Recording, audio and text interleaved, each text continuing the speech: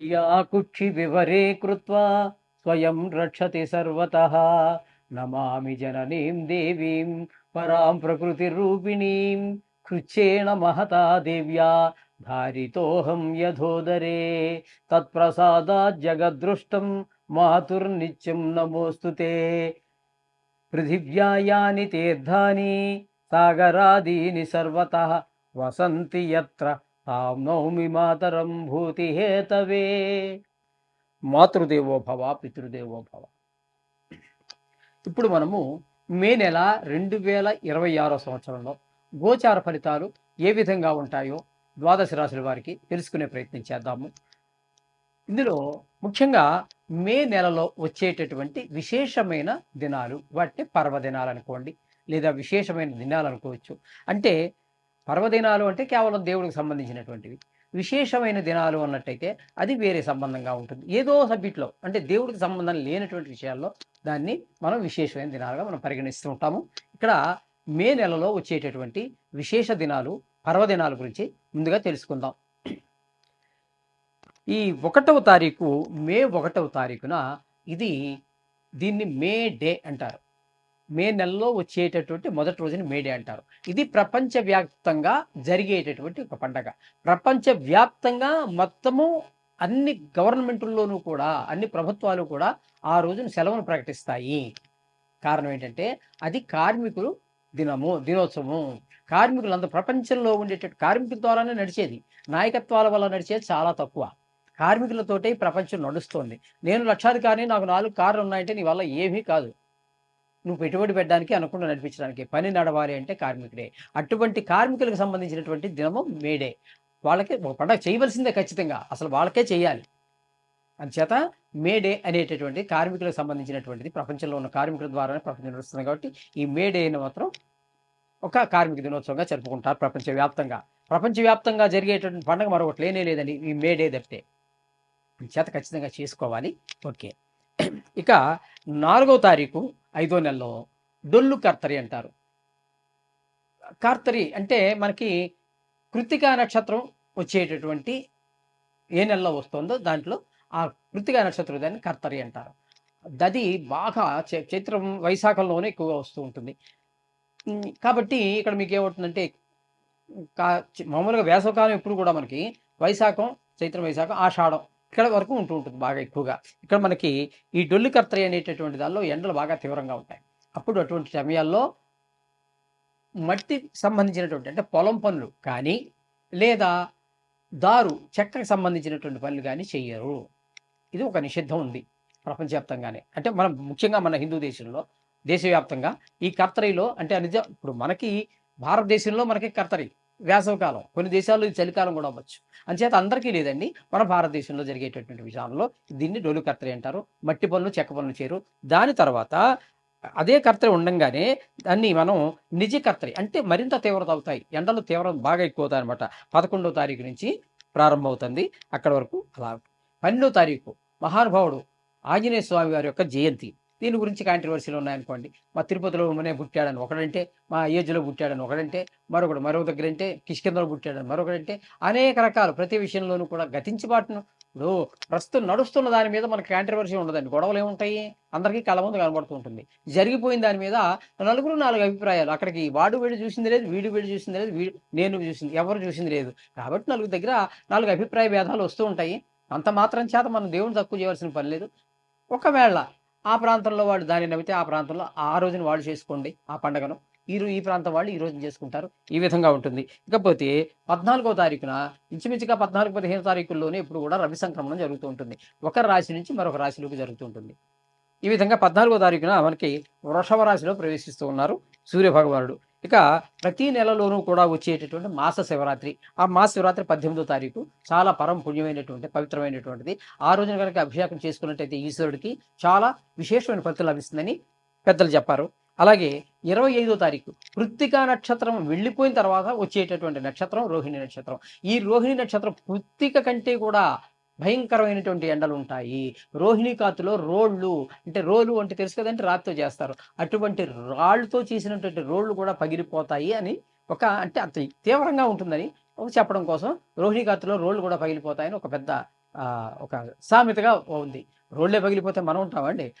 భరించడం చాలా కష్టము అనే ఉద్దేశంలో ఆ మాట అన్నారు అది. ఇకపోతే 17వ తారీఖు నుంచి ఈ నెలలో వచ్చేట విశేషం ఏంటంటే, ఈ మే నెలలో అధిక జ్యేష్ఠ మాసం వస్తోంది.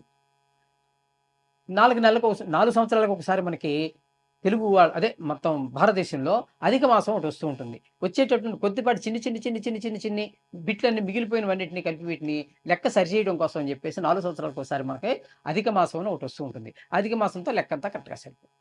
ఇంకా ఏ ఇంగ్లీష్ క్యాలెండర్ కాదు, మరి ఏ క్యాలెండర్ అన్నా తీసుకోండి ప్రపంచంలో. ఇలాంటిగా విశేషంగా ఒక అధిక మాసం వచ్చి మొత్తం 365 రోజుల్ని సరిపెట్టేటటువంటి పద్ధతి వేరే ఏ మతంలో గాని, ఏ మతం యొక్క పంచాంగాల్లో కానీ లేదు. ఇది హిందువుల యొక్క గొప్పతనం.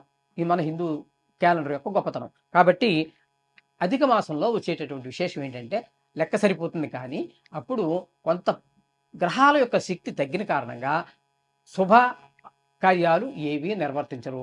అంటే గృహప్రవేశాలు గాని, గృహ శంకుస్థాపనలు గాని, గుడి ప్రతిష్ఠ గాని, పెళ్ళిళ్ళు గాని, వివాహాదులు గాని ఇట్లాంటివి ఏవి జరగవు. అది గమనించుకోవాలి. ఇది ఈ నెలలో వచ్చేటటువంటి విశేషమైనటువంటి పర్వదినాలు అనండి, లేదా విశేషమైన దినాలు. మిథున రాశి వారికి మే నెల 2026 సంవత్సరంలో గోచార ఫలితాలు ఏ విధంగా ఉంటాయో సశాస్త్రీయమైన పద్ధతిలో మనం తెలుసుకునేటటువంటి ప్రయత్నం చేద్దాం. ఇక్కడ మిథున రాశి వారికి చెప్పుకోవాలి అన్నట్టయితే, జన్మంలోనే గురువు జన్మంలోనే గురువు యొక్క సంచారం జరుగుతోందండి.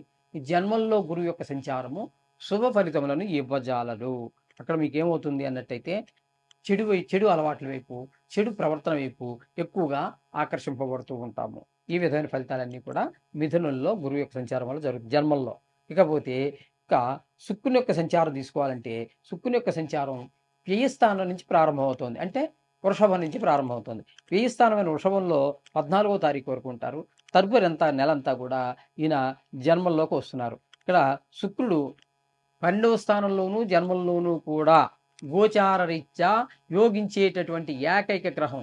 మన జ్యోతిష మిత్రులు కూడా ఉపయోగపడుతుందని అనుకుంటున్నాను. ఖచ్చితంగా ఏ స్థానంలోనూ జన్మస్థానంలోనూ గోచార రీత్యా యోగించేటటువంటి ఏకైక గ్రహం శుక్రుడే. కాబట్టి శుక్రుడు పూర్తిగా శుభుడే. ఈ రాశి వారికి మిథున రాశి వారికి పూర్తి శుభ ఫలితాలన్నీ కూడా శుక్రుడు ఇవ్వబోతూ ఉన్నారు. కాబట్టి ఇది గుర్తించుకోండి. కాబట్టి ఇక్కడ మీకు ఈ శుక్రుడు ఎక్కడైతే ఉన్నాడో వీళ్ళందరూ కూడా ఎప్పుడు ఎవర్ గ్రీన్‌లా ఉండటము, ఒక స్టేటస్ మెయింటైన్ చేయటము, ఇవన్నీ శుక్రుడు యొక్క లక్షణాలు. కళలకు కూడా అధిపతి కాబట్టి ఏదైనా దానిలో వాళ్ళకి పెద్ద ఫేమస్ కాకపోవచ్చేమో గానీ, డ్రాయింగ్‌లో గానీ, అంటే చిత్రలేఖనంలో గానీ, పాటలో గానీ, ఓ మాటలో గానీ, ఏదో ఒక కళ వాళ్ళు దాగి ఉంటుంది. నిక్షిప్తంగా ఖచ్చితంగా ఉంటుంది. అది బయట కొంతమంది చెప్పగలుగుతారు. అటువంటి వారు ఈ ఈ మిథున రాశి వారికి చెప్పాలి అన్నట్టయితే, ఈ శుక్రుడు 2 స్థానాల్లోనూ బాగున్నారు కాబట్టి, ఈయనకి టీవీ రంగంలో ఉన్న వారికి, సినీ రంగంలో ఉన్నటువంటి వారికి, మిగతా అనేక రకాలు లలిత కళలకు సంబంధించి ఎందులో ఉన్నా సరే వాళ్ళకి ఉపయోగకరమైనటువంటి కాలంగా మనం చెప్పుకోవచ్చు. ఈ విధంగా శుక్రుడు గురించి మనం చెప్పుకోవాలి. ఇక గురువు మనం చెప్పుకున్నాం కదండీ! గురువు పోతే ఉపయోగం లేదు మనకి జన్మలో కాబట్టి.